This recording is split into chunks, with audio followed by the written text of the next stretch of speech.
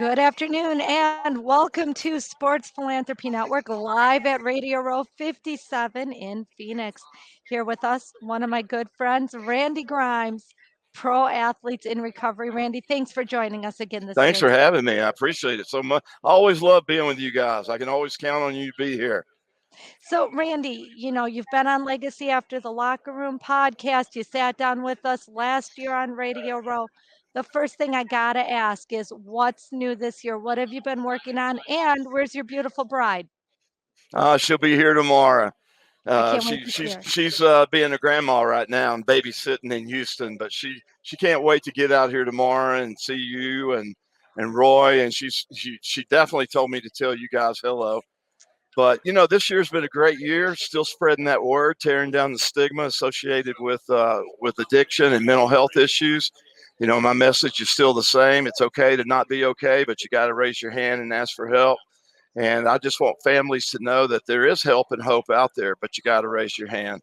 And addiction is the great equalizer. It brings us all to the same place. Mental health issues is the great equalizer. It brings us all to the same place. And that's my message. And I'm fortunate enough this year to have my friend Scott Stevens with me from Houston, and he's here talking about sudden cardiac arrest in our children. He lost his child to a 6'9", 300-pound football player that just got a scholarship to Tarleton State. Came in from practice one day, said, "Dad, I'm tired. I need to take a nap." Sat in the recliner and never woke up again. So it's a great message also, and we're trying to turn messes into messages. Amen. Randy, I look forward to interviewing him just a little bit later this afternoon. Let's refresh anybody who's listening to this for the first time. Just a real quick overview of your story. You struggled with addiction Right. due to painkillers in the NFL, right? That's 10 Right. years with the Buccaneers, right? Right. Right. So tell us a little bit, Randy, about what happened and what that was like for you, if you don't mind. Well, and I was that guy willing to do whatever I had to stay out on the field. And, I didn't want to always be listed on the injury report or always back in the training room getting worked on by the doctors or always missing practice. I was not going to be that guy because if you ever got that reputation, you were never going to get away from it in the NFL. So, I justified taking handfuls of pain pills every day and practicing through my injuries, playing through my injuries. And, I didn't want anybody else to be in my position because I didn't want to lose my job. So that was kind of one of the things that fueled that. But, I always, I justified it because I wanted that next big contract. I wanted to be all pro. I wanted to feed my family, playing the game I love. So those are just ways that I justified what I was calling a necessary evil. But what it really was a full blown addiction. And you came to terms with it. You sought help. Did it work the first time you tried it? The first time that you decided that you were going to be clean, did that work for you? No, it didn't. And I went through several different opportunities to get clean. And, it was 20 plus years that I put my family, my friends, my reputation, losing jobs, losing cars, losing homes, ruining my finances. It took all that for me to finally raise my hand September 22nd of 2009. And, I've been on this mission ever since then. But it was a deep, dark place that addiction took me to. It took my family to. It's such a family disease that affects everybody. And that was kind of the theory behind my book. I wanted the whole family. It was a healing process for the Grimes family because we all had a platform in there. My kids, my mom, my brother, my sister. Everybody that was affected by my addiction had a platform in the book. And whether it sold a copy or not, I could care less. I just wanted it to be a healing process for us. So, I Randy, love it. when you talk about that book and everything that you did, you certainly were not the only person in the NFL at the time you were playing that was going through these addictions. Talk a little bit about how that culture existed within the locker rooms and how players handled that with each other. Well, and that's the whole reason I started Pro Athletes in Recovery, because I knew there was a lot of guys that I'd played with and against out there struggling with self-medicating the injuries they got when they played in the NFL. The culture, the mentality still exists, that warrior mentality. Uh, Ownership puts pressure on medical staff to get a player back probably sooner than he should. Coaches put pressure on the medical staff to get players back probably earlier than they should, but nobody puts more pressure on the players than the players themselves. And it's that warrior mentality, and that still exists. I do think that they're more accountable now in how they prescribe their opioids and narcotics. I think the advocacy that we've done over the last 14 years has a lot to do with that. I know they don't prescribe off label like they used to. There's more accountability with the DEA. Back when I was coming through, we had an open drug safe and we could just go get whatever we wanted out of there. That was the mentality back then. And that was another way that I justified the addiction was, that this must be the culture of the NFL. I'm getting it from team doctors and team trainers and an open drug safe, so it must be okay. And the crazy thing about it is the 8.5, 9 years that this was going on, nobody ever confronted me and said, Randy, why are you slurring your words? Or why are you nodding off in meetings? Or why are you late to practice every day? Or why are you the last to leave the building every night and pills are missing out of the safe? Nobody ever confronted me with those questions because I was always playing good. And if it ain't broke, don't fix it. Randy, I have two things for you.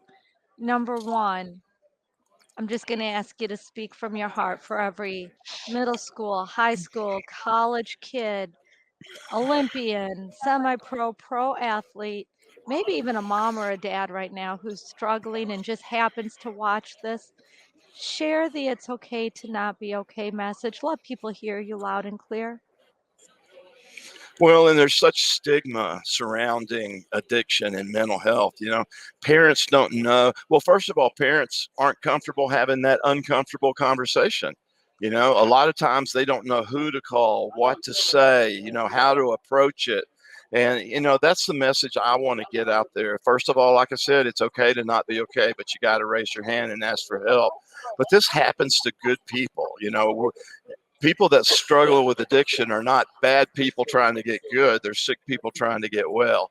And, it's a great equalizer. It brings us all to the same place. And I just can't, like I said, I've been doing this for 14 years and I seem like sometimes I'm not even scratching the surface of the stigma that surrounds this. I think lately there's been more and more athletes, more and more celebrities, more and more people, influencers, whatever you want to call them, who are coming out and talking. They're recovering out loud. They're talking about their addictions. They're talking about their mental health issues.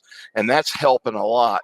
That's helping people, put their hand up and ask for help. But we still have a long way to go. And I just want people to know that there's hope and help out there, but you gotta raise your hand and ask for it.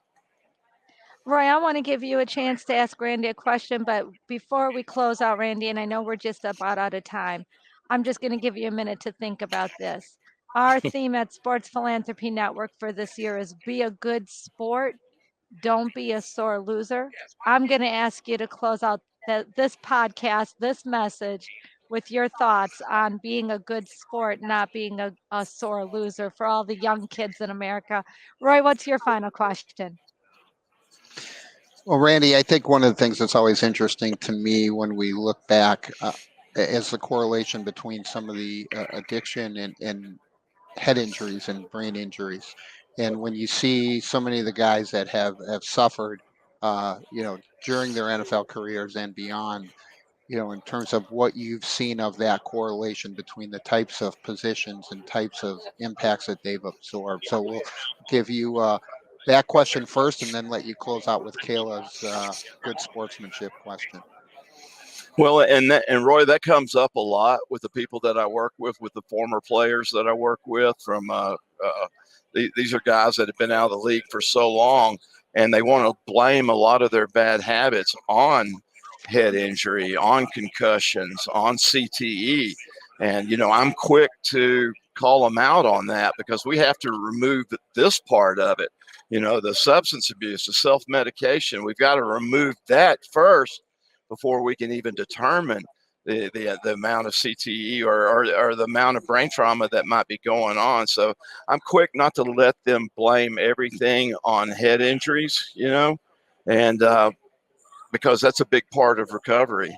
And as far as being a good sport, wow, you know, I love team sports.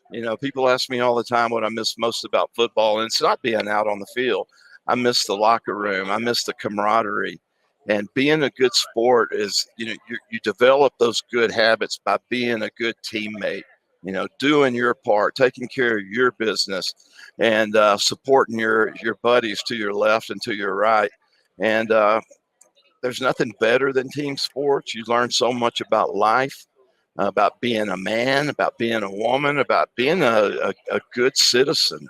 And that's my takeaway from team sports is, it made me a better person. I love Well, it, Randy. Just for everybody listening, NFL center for the Tampa Bay Buccaneers for nearly 10 years. Best-selling author of the book Off Center, recounting your real-life struggle battling addiction to painkillers that developed while you were playing in the NFL. Now using that recovery to mentor and inspire other victims of drug and alcohol abuse. Randy, I want to tell you, I'm looking forward to meeting with your friend, Scott Stevens, that you just Hmm. introduced us to a few minutes ago, father and founder of the Cody Stevens Foundation, to discuss sudden cardiac arrest. Folks, stay tuned for that. And Randy, from my heart, I just want to say thank you so much for working so hard to create hope and possibility through sports. You know, my friend, that you are one of my sports heroes. High five. High five. You know how I feel about you too. I love both you guys, and thank you for all you do. Y'all travel the country, you put the miles in, you put the work in, and I appreciate your dedication to this. well, thank you so much for joining us today, Randy. On behalf of Caleb Bradham, I'm Roy Kessel. Randy Grimes is our guest. Thank you for joining us on the Sports Philanthropy Network, live from Radio Row at Super Bowl 57. Please remember to live generously.